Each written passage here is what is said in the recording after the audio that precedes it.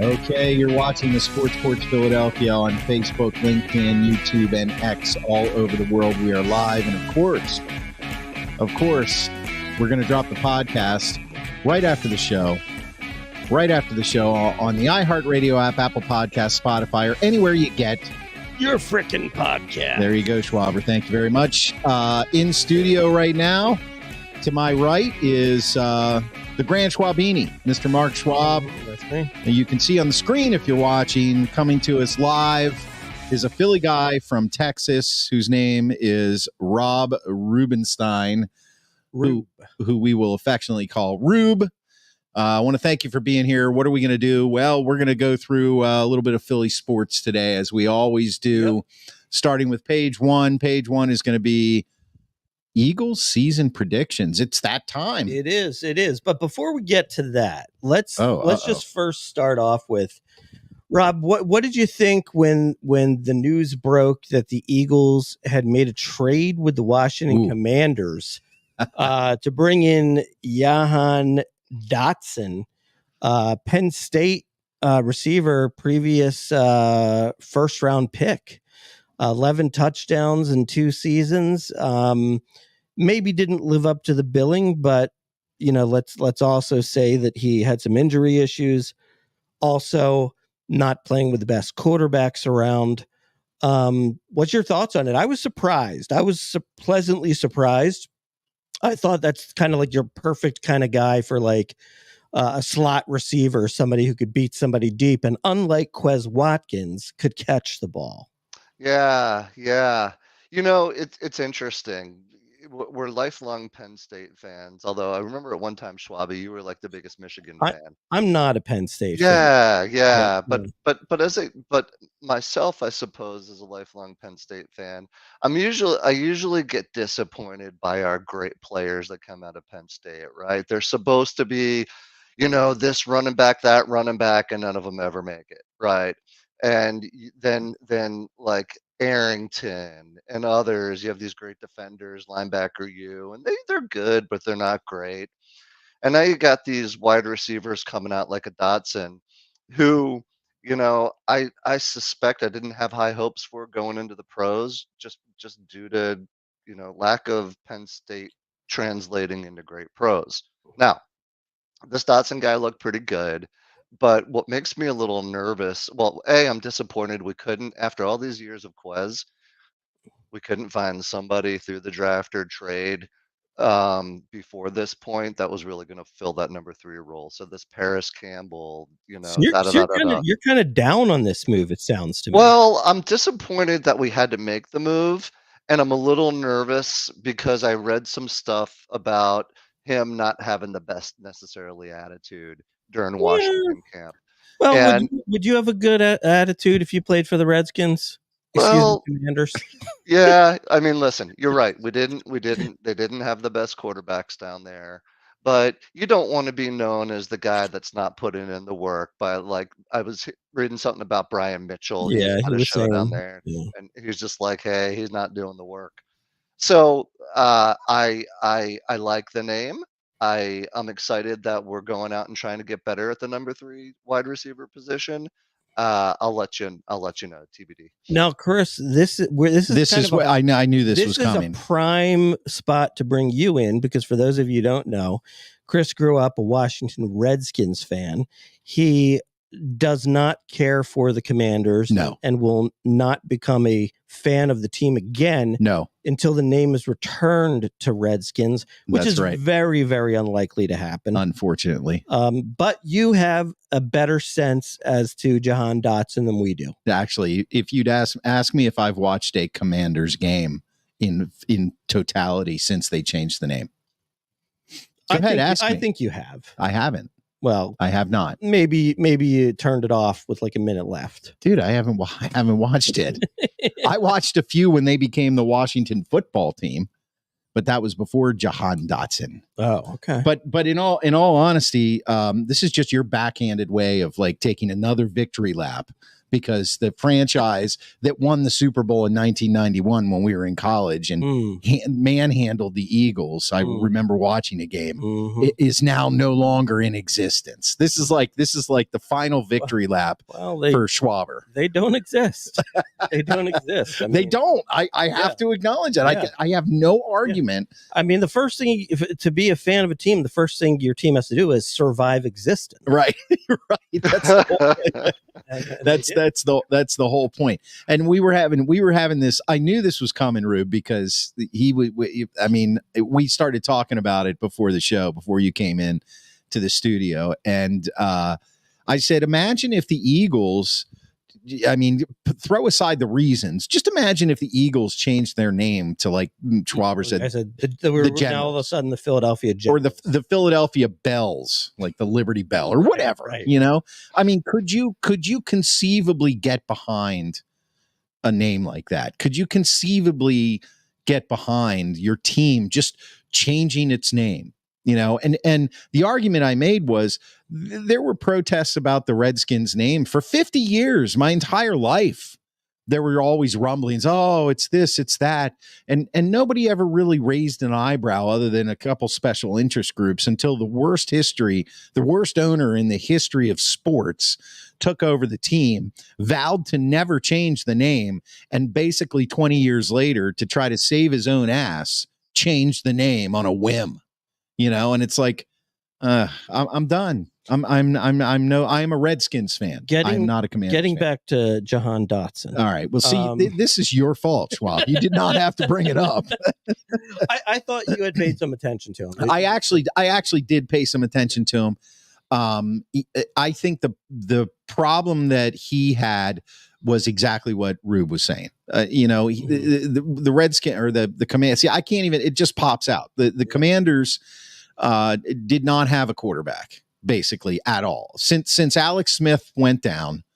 In a season that looked like it, and they were still the Redskins then. In a season that looked like it could have turned into maybe playoffs, but they haven't had a quarterback and they haven't had a real coach, and the ownership and everything was in turmoil. And I don't think he was able.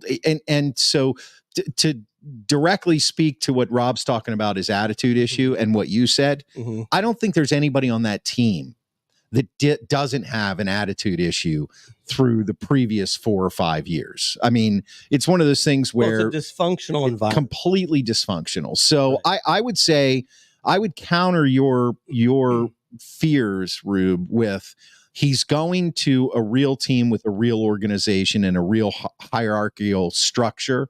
So if anything's going to bring him back to playing football the right way, it'll be that.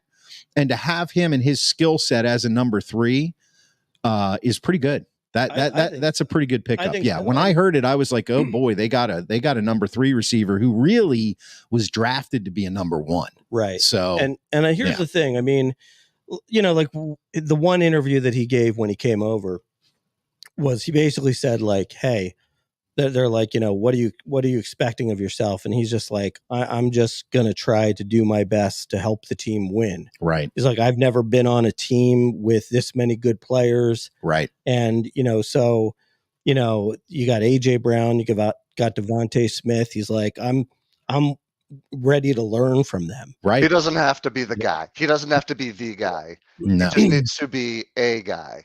Yeah. Right.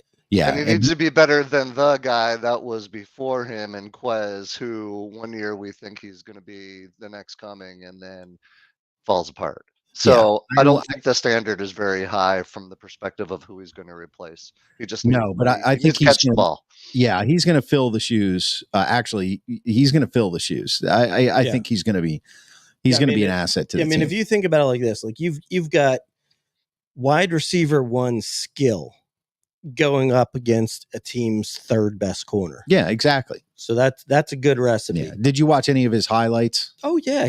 He's got skill. He can ball. He's speed. Yeah.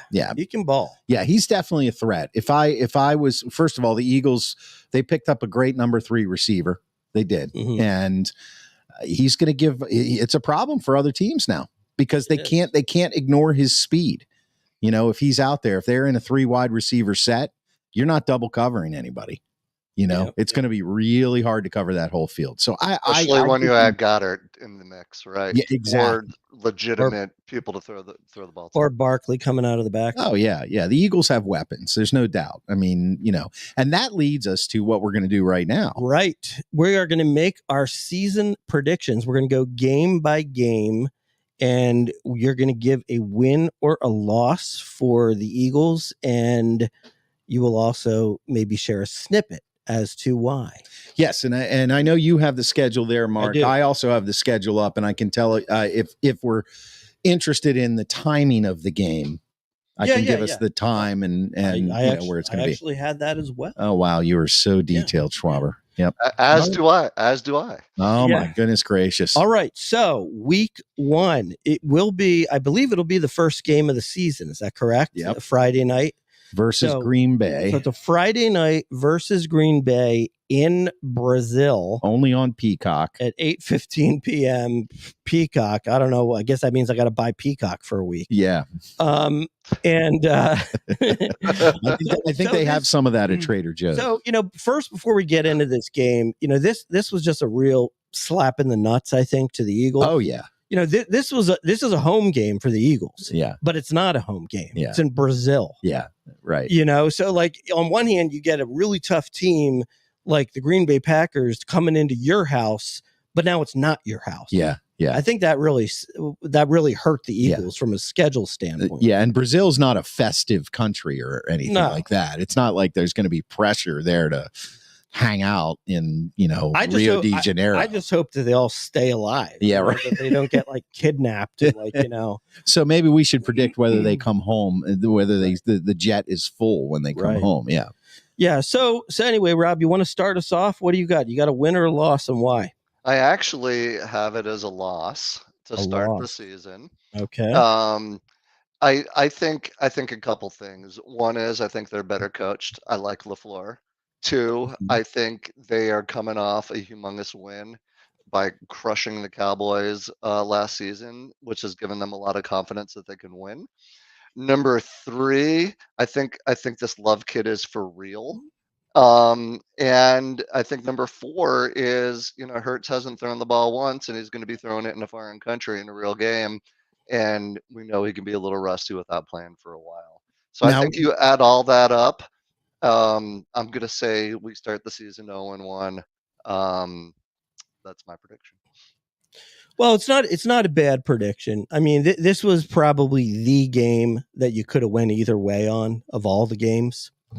I decided to give the Eagles a win. And my thinking was more this. My thinking was more the Green Bay Packers are sort of coming off this high of what they accomplished at the end of last year by blowing out the Cowboys, by almost beating the 49ers.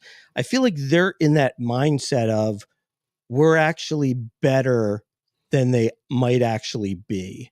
And I'm kind of thinking like they're kind of rolling into this game here thinking like we're a force to be reckoned with in the NFC. And then it's going to be kind of like the Eagles are like, oh, wait, you actually have to work for it. So I think we're going to kind of surprise them out of the gate and win a game, maybe like a 28-24 type game. Okay, so you have a win. I have a win. And are you keeping track of this? I'm keeping track. Okay. What do you got?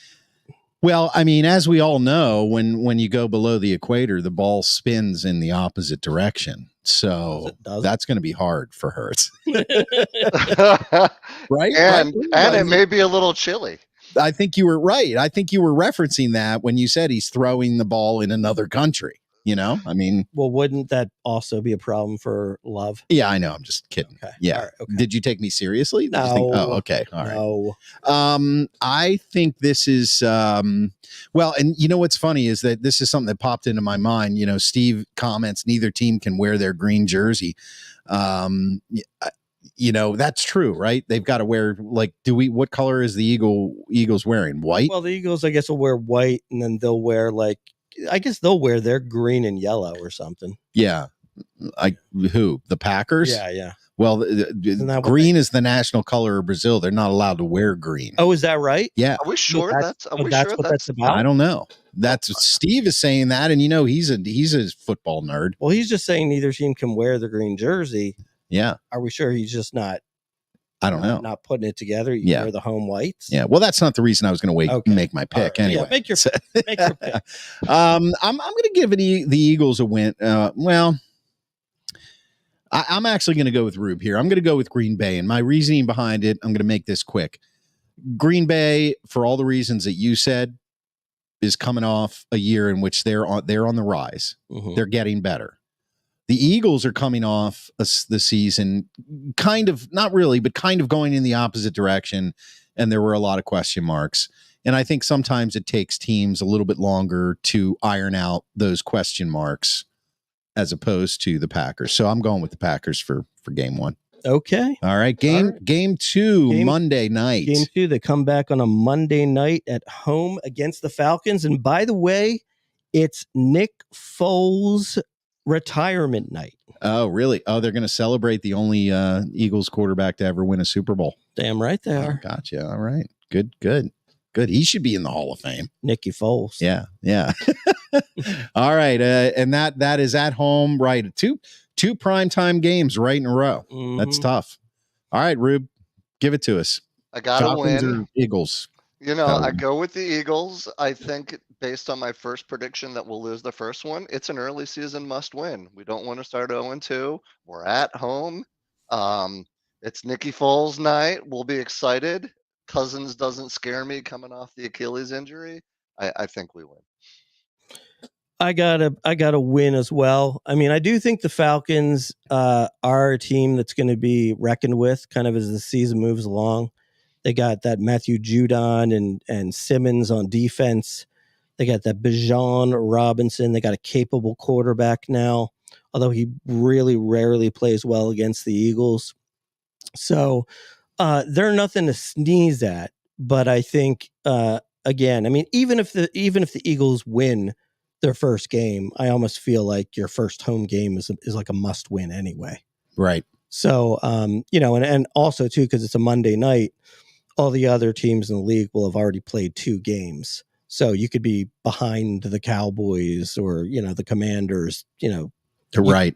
So the bottom line is you're going to have to keep pace. So I got to win. Okay. What do you got? I'm going with a win because I don't see Atlanta matching the Eagles.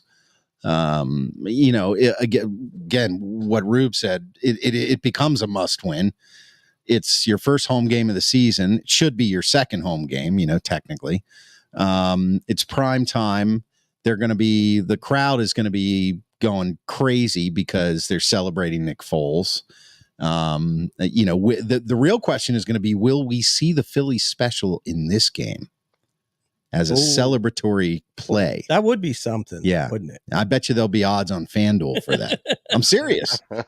I'm serious. So I'm going with a win there. Steve says because of their fierce rivalry with fellow Brazilian soccer club Palmeiras, Corinthians have an informal ban on blah blah. Who cares, Steve? That was one team ago.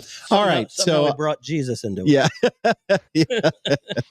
So all right, we don't want to scare off one of our only 2 watchers right now. Yeah. So anyway, so I'm going with a win.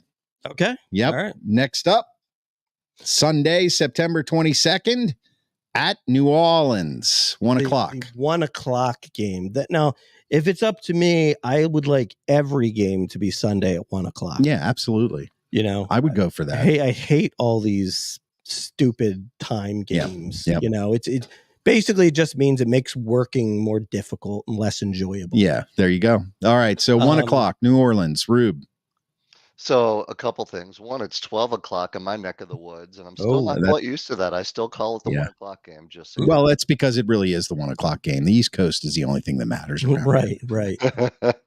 Number 2, I've been to 2 Eagles games since, I don't know, over the past decade.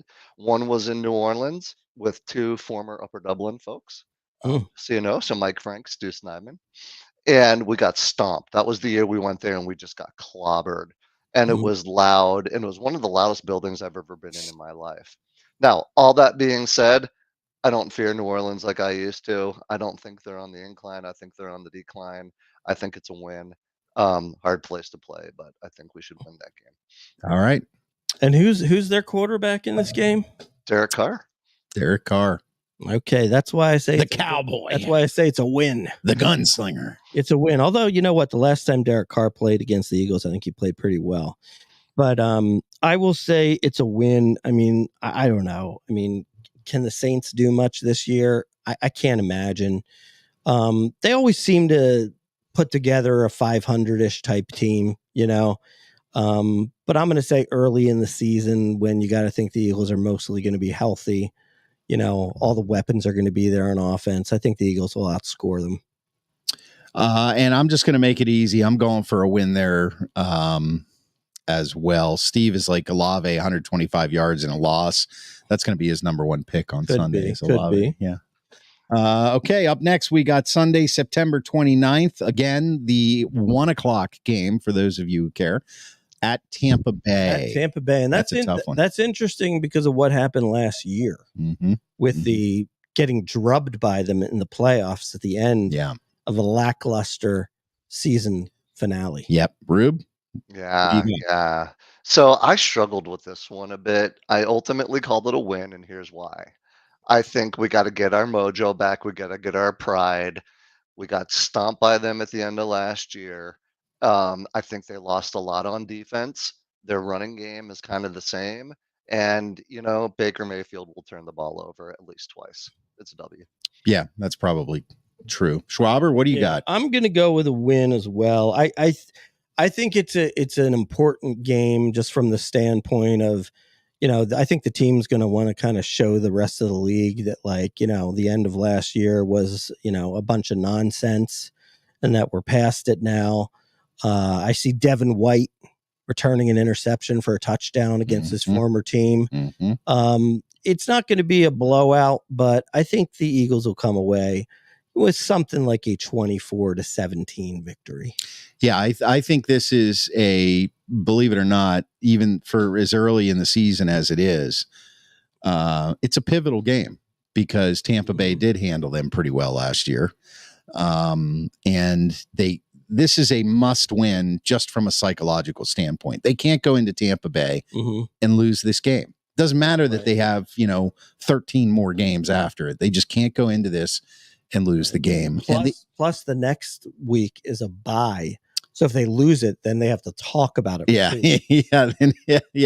I agree. And the Eagles have always seemed to been able, at least from my perspective, in games like this that were revenge games, it didn't matter where they were in the standings. If it was a game where they had to just make a statement, they always seem to be able to do that. So I'm going to have I have this as a win, but I think it's going to be a close game. This could come down to a field goal, but I see the Eagles winning.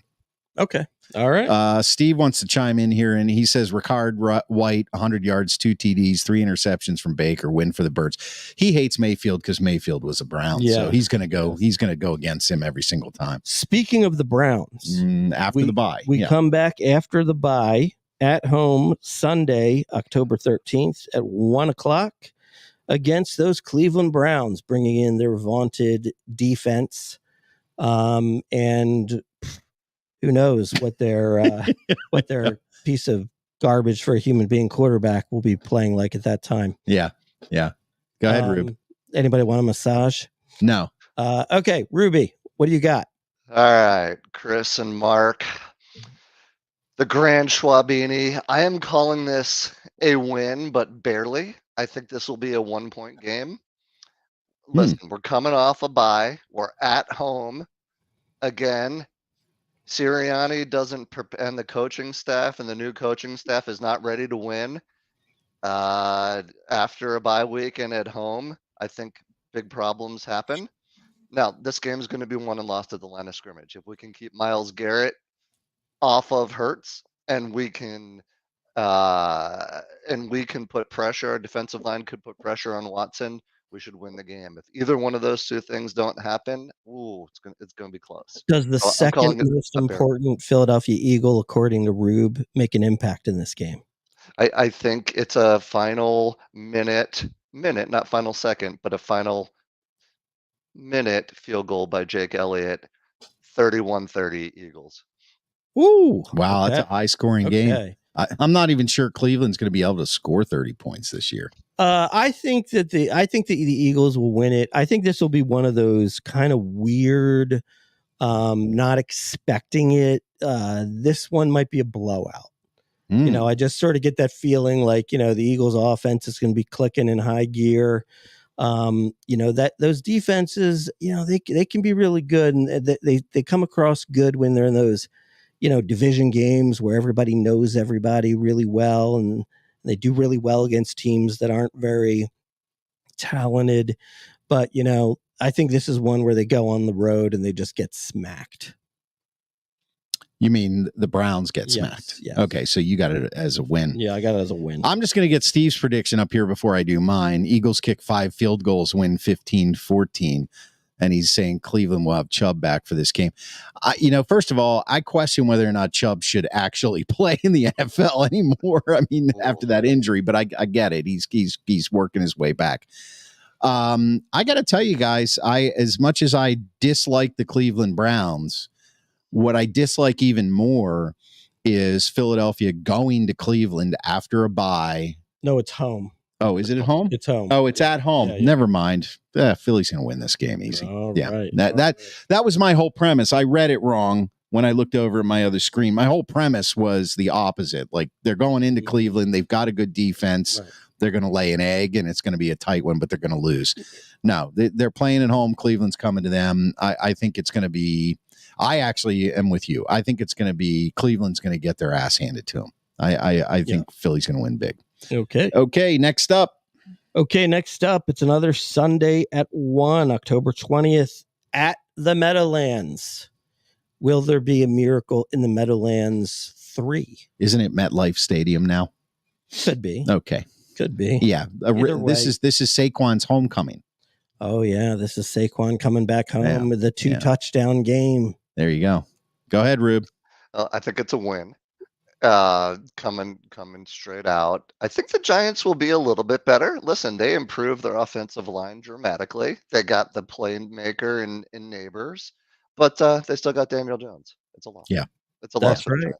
That's right. That's a big thing to still have. And who is the running back? I don't even know who the running back is. I don't know. You know what it is? It's that guy, I believe, from who was on Buffalo last year or a couple years ago. Singletary. Yeah, I think that's their running back. Yeah, Devin Singletary. Yeah. I got it as a win. I just sort of feel like I don't think the Giants are going to be awful this year, as bad as last year, but it'll be one of those things where, you know, they probably like start off really bad, like 2-6, and then they start like winning some games like later in the season. I think it's something like that. So I'm going to say it's a win for the Birds. I think the Giants are horrible, and I think they're going to stay horrible.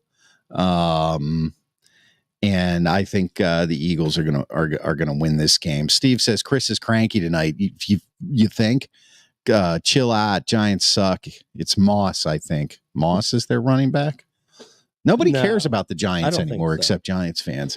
Okay, I got him. I got the Eagles winning that. Next, the following Sunday, they go back on. They're still on the road. It's the 4:25 game, Schwaber's favorite, at the Cincinnati Bengals. The Bengals. Or the Bungles, as we like to say in the western part of the state. At the Bengals, Rob, what do you got?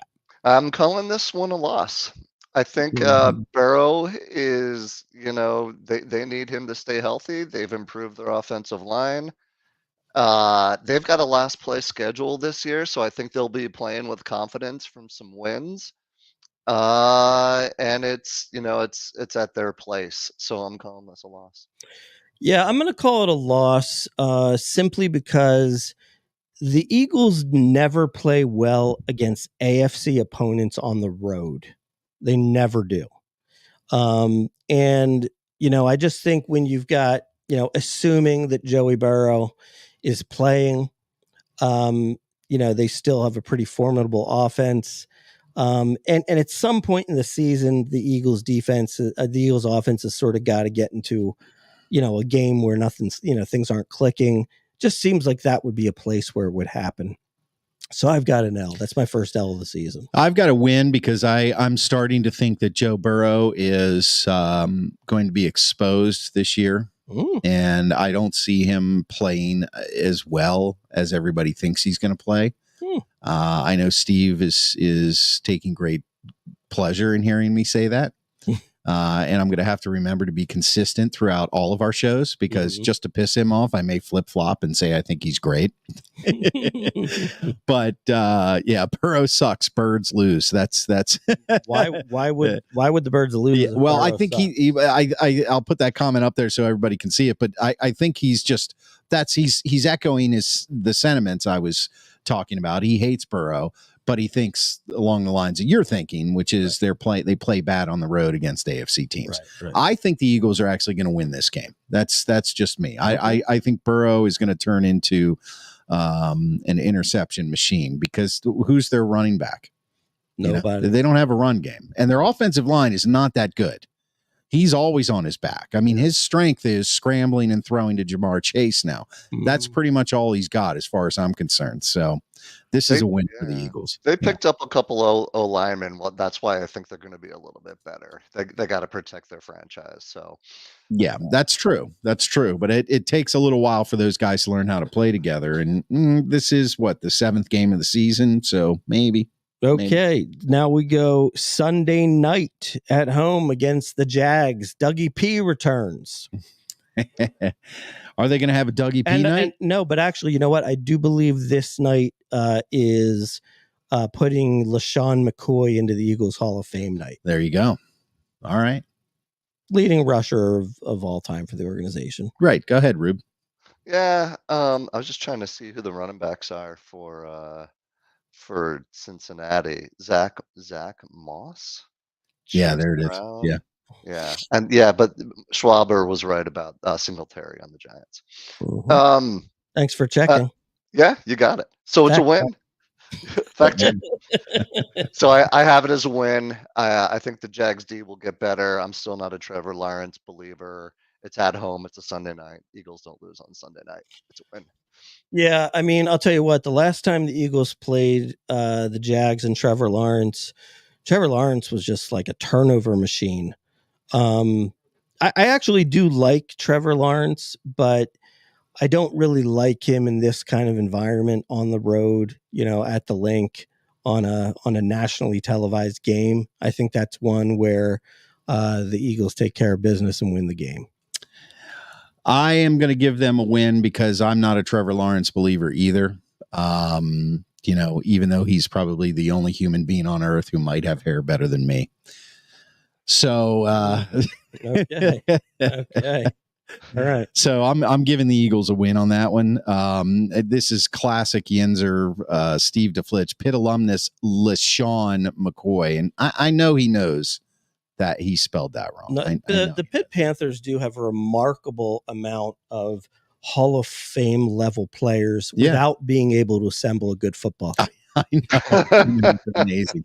It is amazing. Yeah. Aaron Donald, Larry Fitzgerald, LaShawn McCoy. Yeah. Tony Dorsett, Dan Marino, Russ Grimm. Right. I mean, it's crazy. Never a good team. That's the thing about the Pittsburgh area. Tons of great quarterbacks come out of here, but they just never come back here. And Steve agrees with you on Jacksonville. Yep. So I got to win, by the way. Okay. Yeah. So next week, this is where it starts getting tough. It's November. Football starts to get cold, except where you're going. Down in Dallas, we got a 4:15 game in Dallas. Rob, you could drive to the game. Is that correct? I could drive to the game. Maybe we can do a remote sports porch from the game or something like that. We could do that. If I am in town. I don't know if I am. However, Eagles 24-40 lifetime in Dallas. I don't see any reason that's going to change this year. I think we lose the game. Yeah, I'm going to say we lose. I think, Dallas is still a good team. And bottom line is these divisional games, if both teams are good, it's usually a split. So I would say we'll lose the one in Dallas and win the one at home. So I got it as a loss as well. Yeah, and I'm just going to say they're going to win this game. They're going to flip the script this year. I think Dallas is yes, they're a good team, but they there's some cracks now. There's a lot of pressure on that Dallas team, because if you look at Prescott the last few years, he's in the top 5 in quarterbacks as far as statistics go. Can't win in the playoffs, but and then you look at the way everybody's questioning Mike McCarthy and his coaching down there. CeeDee Lamb, they're having issues with him and contract issues, and he just signed. Yeah. Yeah, but still, I mean, let's get real here. I think the Eagles come down here. They're on a roll. They're going to make a statement. It's time to win in Dallas, and 24-40 doesn't mean anything to me because that's the past. So I give them a W. He says we're moving forward. That's right. Big windshield, small rear view. Got it. There you got it. All right. So the next week, it's the short week. Got to get ready for Thursday night at home against the Commandos. So what happens, Rube? I'm a little nervous about the short week. However, with one of the best rosters in the NFL on paper, even with a short week, we should have depth. I think we win that game at home on Thursday night. Yeah, I think we'll win. I do think that the Commanders might actually be good this year. Surprisingly, I think Jaden Daniels is going to be the real deal at quarterback, but there's a lot more with the team that needs to be improved. So I think he's going to show flashes this year. Maybe kind of leads to like an 8-9 type season. But I think we got to worry about them in the future. So I don't think it'll be a walkover, but it will be a fairly tight game that the Eagles will pull out in the fourth quarter. I as we previously discussed, I have no faith in the Commanders at all, and they're horrible. They've always been horrible on Thursday night. That doesn't change, even though their name changed. And there's so many questions on this team. Their defense is not going to be good this year. Their offense, I mean, yeah, they got a brand new shiny quarterback. Talk about somebody else on the team. Terry McLaurin. Right. But really, I mean, so that's a win for the Eagles. Okay. All right. So next week, they get the nice 10 days and they get to get a little bit of extra time as they will head to the Rams on a Sunday night at 8:20, the nationally televised game. That could be a tough one. Rube, what do you got? Yeah, I actually put this down first as a win, but changed my mind and called it a loss. I think it's going to be a toss-up. On the road following a bye week, but against a very well-coached team. And whatever you want to say about Stafford, he still plays good quarterback. I like their receivers. I think we lose this one. I think it'll be a tight one, though. Yeah, I gave them a loss. Now, that being said, the Eagles actually, the last 2 times, I believe, they were in L.A., beat a Sean McVay team. So they seem to play well down there. They also do the stadium takeover down there as well, which is nice. But a lot of it depends on health. I mean, like you're getting a little later in the season here. If Stafford's not the QB, I think they're going to win the game. But I got to at least for now assume that Stafford's in there and playing. And so if he's in there and playing, I'm saying that this could be almost like a little bit of a letdown game. So I think they're going to lose it. Yeah, I have them for a loss on this too. You're traveling all the way across the country. You're playing a team that has a good quarterback. I have you on a high, on a roll. So they got to come down to earth at some point. And I think this is where trouble starts. All right. Okay, so then the next Sunday, we're into December. We're playing December football in the cold, and we're going to a very hard place to play. We're going at Baltimore. We got the Ravens at 4:25, nationally televised. Rube? First 2-game losing streak of the year for me. Yeah, it's a tough place to play. They gotta have an MVP type quarterback.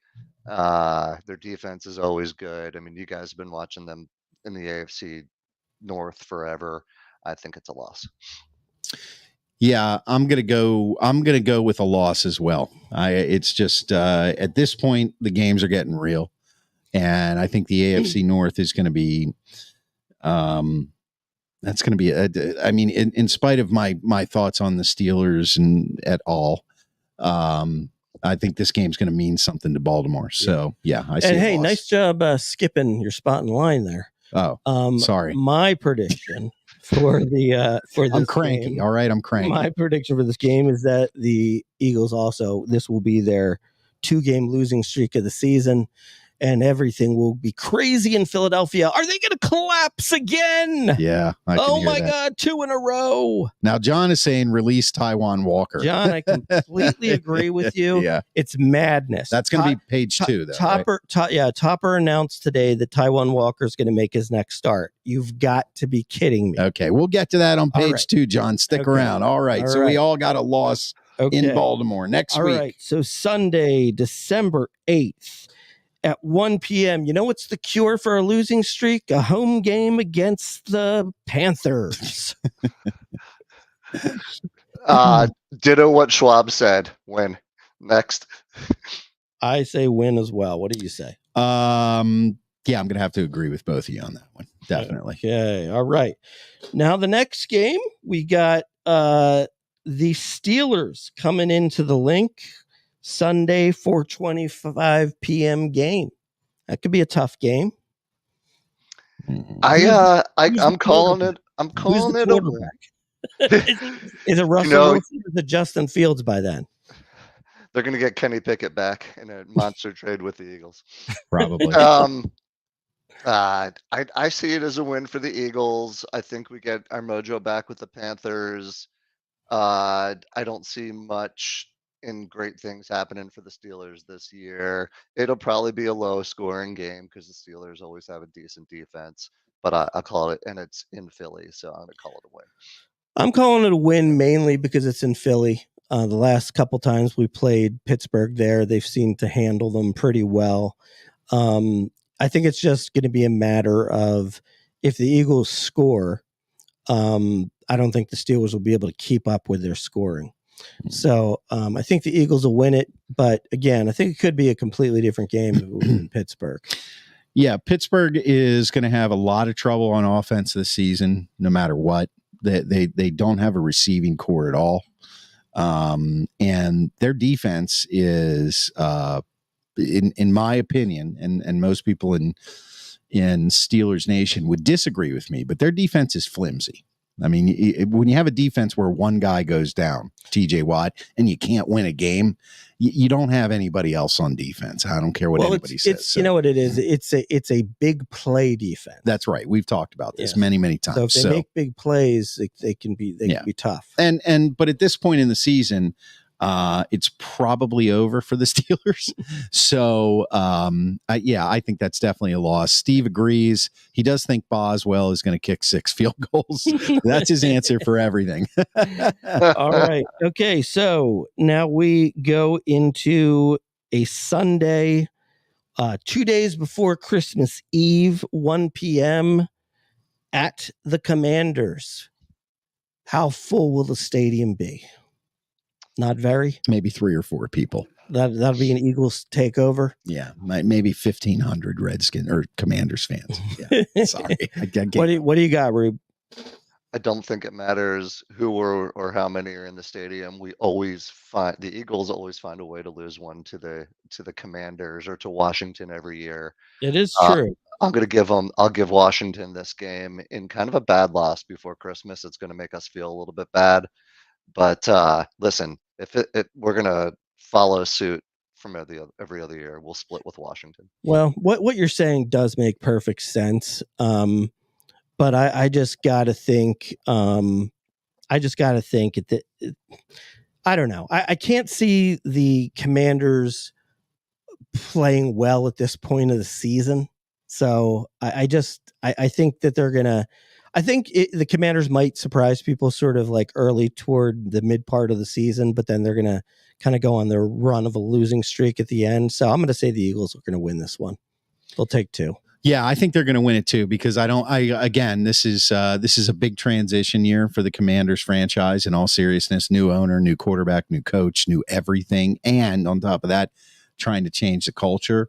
And unless we are all remarkably wrong about the Eagles and how they play this year, I don't see the Commanders faring very well. I don't think they're going to have a decent record this year at all. So Jaden Daniels may end up showing that he has some skill at quarterback, but so I'm giving the Eagles a win on this. Okay, so second to last week of the year, we got the Dallas Cowgirls traveling to the Eagles. It's a Sunday, December 29th game at 4:25 in the freezing cold. Maybe. Who do you got, Rube? Could be Indian Summer. Yeah, it could be. I think. Can we say that anymore? I don't know. Indian Summer? Native American Summer. You could say whatever you want, Rube. Okay? It's a free world. Don't get him going. Yeah. Rube. Don't get him going. Just talk. Don't get talking. PC on me. Start talking. Don't do it. Don't do it. Start it's not worth it. It's going to go crazy. Okay, Cowboys at Eagles on the 29th. Listen, both teams are probably resting their starters by this point. The Eagles are deeper on paper. It's at home. I give it a win for the Eagles. We split with the Cowboys again this year. Okay, same thing for me. I give it a win to the Eagles for the split.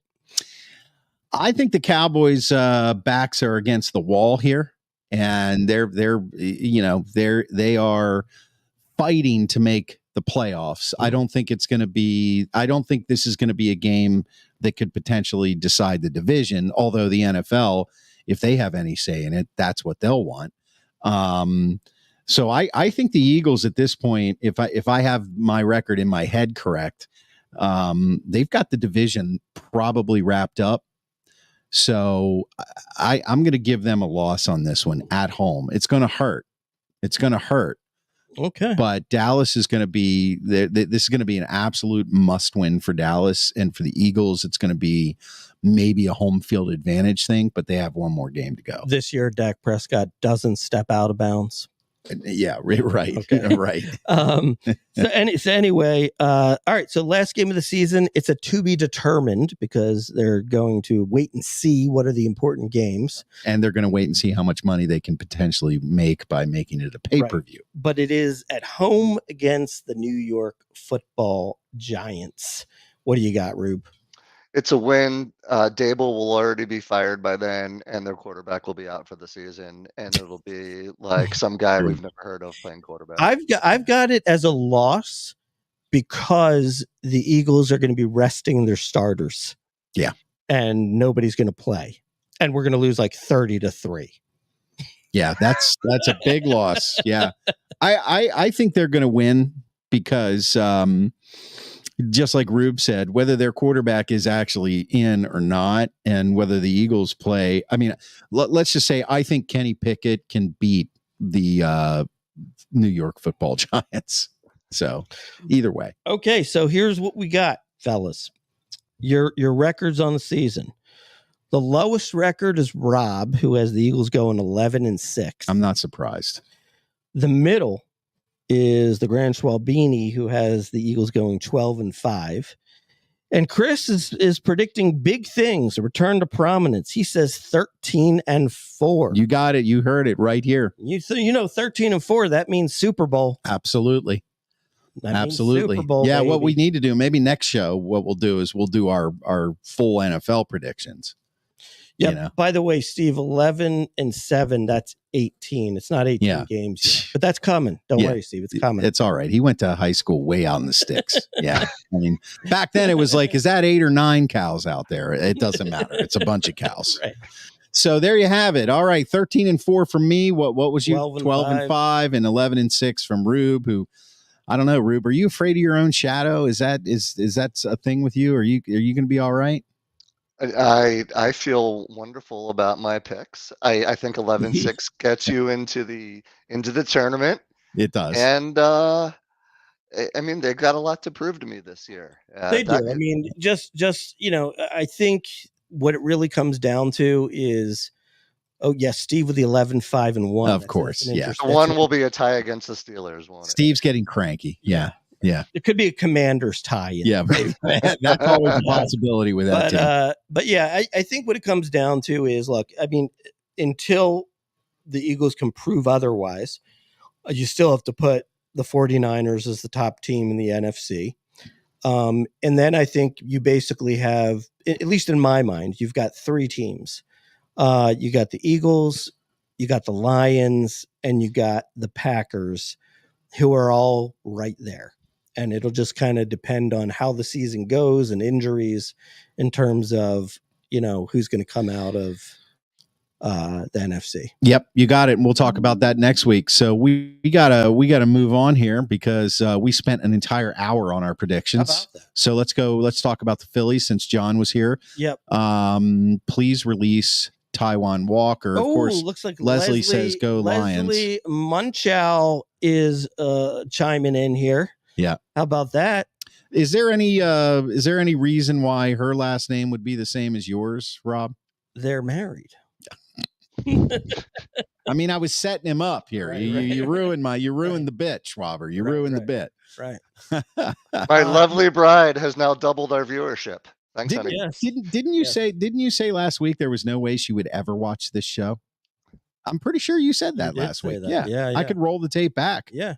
Leslie, I was also devastated when the Lions lost to the 49ers last year. That was really hard to watch. Is Leslie from Detroit or is she just pulling your chain? Michigan. Oh, she's from Michigan. Mm-hmm. Oh, Traverse City. Does Leslie watch football? She does religiously. Oh my gosh, this is. I married. Great. I outkicked the coverage, guys. You did. She comes home she went to Purdue, and I'll tell you a quick story for our listeners. She comes home very early in our marriage. I think our daughter might have been like 2 years old. And and Leslie Rubenstein comes in the house on a Saturday afternoon. She goes, "Why is there no Purdue football on my television?" Oh boy. And then I knew, well, not so good on Purdue, but if she's going to watch college football with me on Saturdays, our marriage is going to last a very long It's going to be solid goes. as a rock. Now, Amy is a little threatened here. She said, tell Leslie to back off. I'm the number one wife on this site. I mean, she's getting really paranoid, Schwaber, which I think is one of the reasons you married her. You have nothing to worry about, Amy. You have been our number one fan through and through for years. Almost, in a few years, we'll be saying for a decade. Yeah, right. So don't you worry your little heart. There you go, Amy May. Yep. All right, real quick. Phillies, out of nowhere, they took 2 out of 3 from the Royals, a good team, a playoff team, scored 11 runs, 2 games in a row.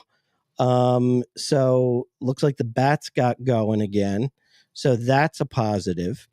I'm just afraid that Topper is going to spoil all the momentum with his next Taijuan Walker start. But other than that, I mean, you got to be pleased with that result. But I think what we're all looking to see is we're just looking to see some more consistency. We got a tough 3 at home against the Houston Astros, and then we got a tough 3, I believe, on the road against Atlanta. So, I would really like to see them come out of those 6 games. It's 4 in Atlanta. Oh, is it 4 in Atlanta? Yeah, okay. yeah. I'd like to see them come out of those 7 games 5-2. If they come out of those 7 games 5-2, I feel like they're back. If they come out 4-3, I feel satisfied. If they come back 3-4, I'm annoyed. Okay. How about you, Rube? Or worse, I'm considering harming myself. Pissed. Oh gosh. Well, look, Amy's trying to make nice. Just kidding, Leslie. We're so excited Rob has joined the show.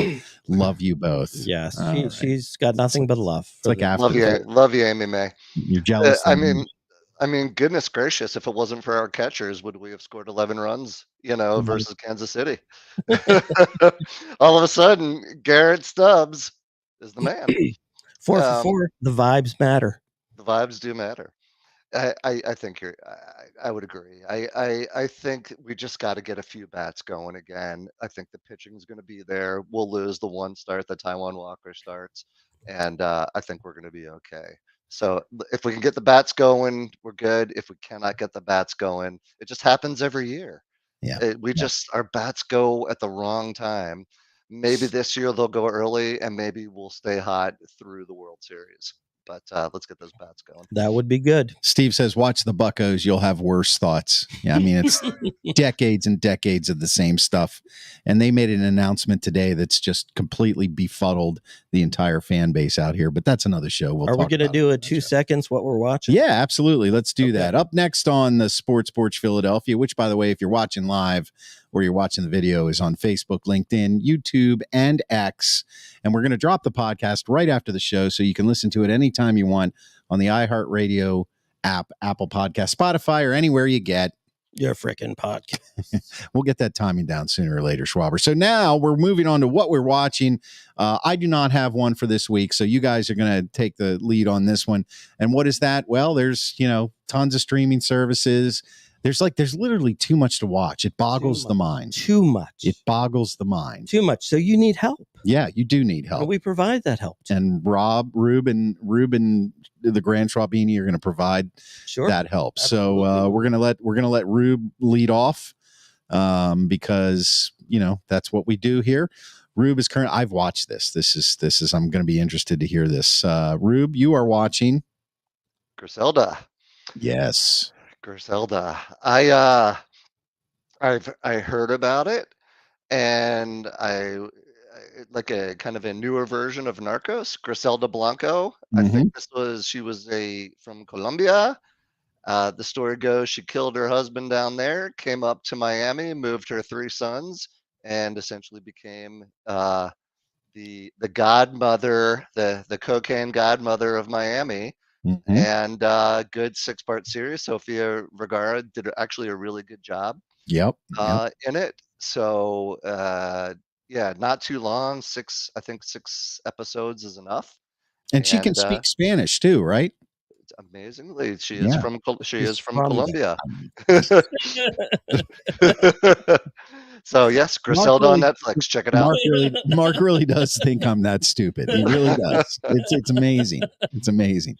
I watched it when it first came out, and I thought it was really good. That the guys that do Narcos, they put some good stuff together. And I had seen her. I don't know if you guys have seen the documentaries on her and some of the other stuff on her. And they compressed some of the timing in it, but yeah, it's a great story. I gotta admit, I watched one episode. I remember you and I didn't go back to it. I probably should because I am a Narcos lover. Yeah, it's good. So I should probably go back to it and give it another shot. Yeah, it's good. Okay, up next, the Grand Schwabini is watching or watched. I got a movie for you this boy, time. I want to watch this, but I've heard it's so long. Oppenheimer. Have you seen it, Rube? I have seen it. It's amazing, and I love Cillian Murphy from Peaky Blinders fame. I thought he did an amazing job, but tell him the Peaky Blinders sent him. The Peaky Blinders. Yes, for future reference. The order of the Peaky Blinders. if you ever reference Peaky Blinders on this show, this is what you get. So just a fair warning for next time. Yeah. So I'll give you my take on it. Now, here's the thing. This was just a weird experience for me, because I'm going into this with nothing but rave reviews. Like, this is the best movie of the year. It's incredible, right? And I think it's never good to go in with such high expectations, right?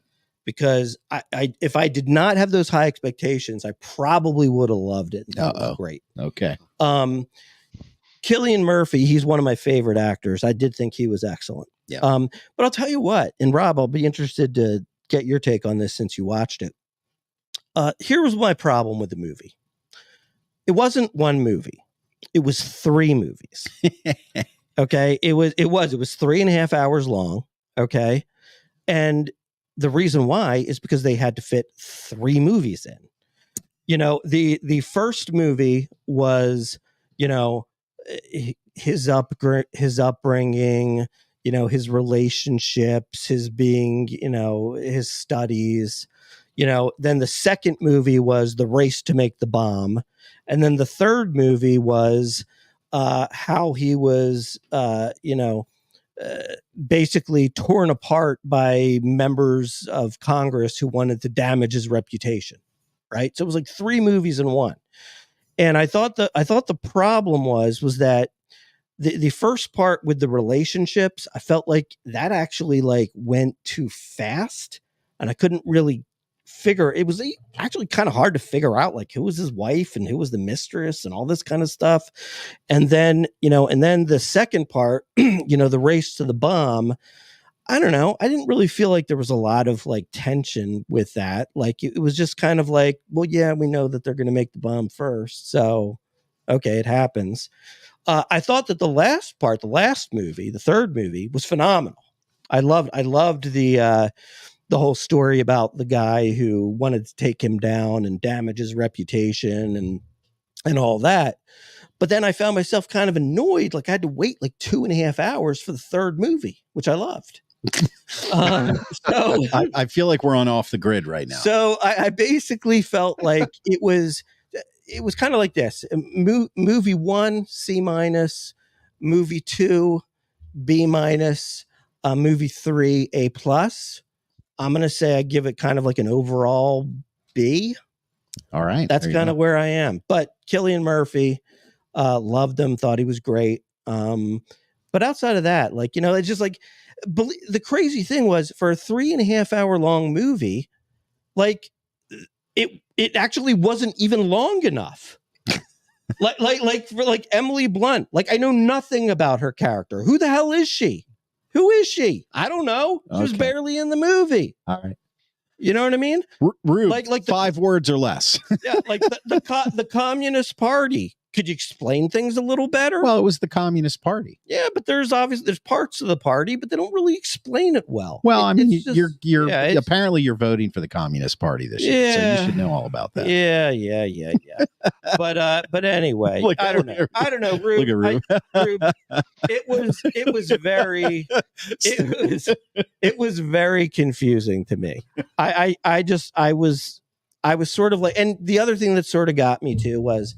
And believe me, I love Cillian Murphy. Can you say that again, please? I love Cillian Murphy. Good. Now we know it's true. Did he win an Oscar for this? I don't think so. I thought he did win Best Actor. Did he? Did he? You know what? You guys can argue. I almost felt like this was like we're going to give it these tremendous reviews because this is his big moment. Like we have to manufacture this. We have to say that it's the greatest thing on earth so that everybody can win all their awards. And then then they've got their awards and we don't have to give it to them again. Yeah, he did win Best Oscar. You're right. So I don't know. I was confused by the whole experience. I'm confused now. This is like the longest. I'm even more confused now than I was at the beginning of this explanation. Okay. All right. I gotta tell you though, Schwabi. I think that was maybe the best movie critique I've ever heard in my life. I mean, thank you. 3 movies in one. Right. I agree. It was too much. They all could have been their own movie. And I found myself regularly asking Leslie Munchow Rubinstein, who is that and why are they in the movie? And I thought Robert Downey Jr. was in this movie. Who's he? And then she had to explain who he was in the whole thing. So right. I think that was well put. Nothing more to add. Yeah. See, there you go. So, how about that? You're even surprised that somebody agreed with my review. No, I'm just wondering if I need to call Leslie by 3 names from now on if she shows up. Is that a requirement? She's Lemmer. Lemmer is the name she's always gone by. Leslie Elaine Munchow were her initials. I don't even call her Leslie unless I have. You call her Lemmer? Lemmer. That's her nickname. Like she's a pet. Lemmer? No. What's wrong with you? Steve's in the studio and he's pissing himself. No, I was asking him. What the hell are you talking about? Lemmer. I mean, come on. Look, this is my dog Lemmer and this is my other dog Lemmer. I don't know. You're so weird. I am. You are. All right, but that's what gets the viewers. That's right. Yeah, you got to do that. You got to do that, and that's it for us. All right. Well, Rube, do you think we might have you back next week? I'd love to come anytime you guys would like to have me. Sure. All right, buddy. Yes. All right. thanks for joining us. Always fun. Yep. Got to hand it off to the technical director to say thank you so much for watching. We got some comments from Leslie. We'll get in here as we walk out the door. She says, no, thank you. I don't know what that. Oh, for the 3 name thing. It's bad if he uses my full name. And then she didn't like the pet thing. Yeah. Well, get used to it, Leslie. If you're going to participate, it's a full-blown participation, right? Well, anything goes is what I think you're saying. All right. Thanks for watching the Sports Porch Philadelphia on Facebook, LinkedIn, YouTube, and X. And we're going to drop the show right after the show on the iHeartRadio app, Apple Podcasts, Spotify, or anywhere you get your freaking podcast. That's right. I am your technical director. You can follow us on YouTube. I am out. We'll see you guys next week. Go Birds. Later.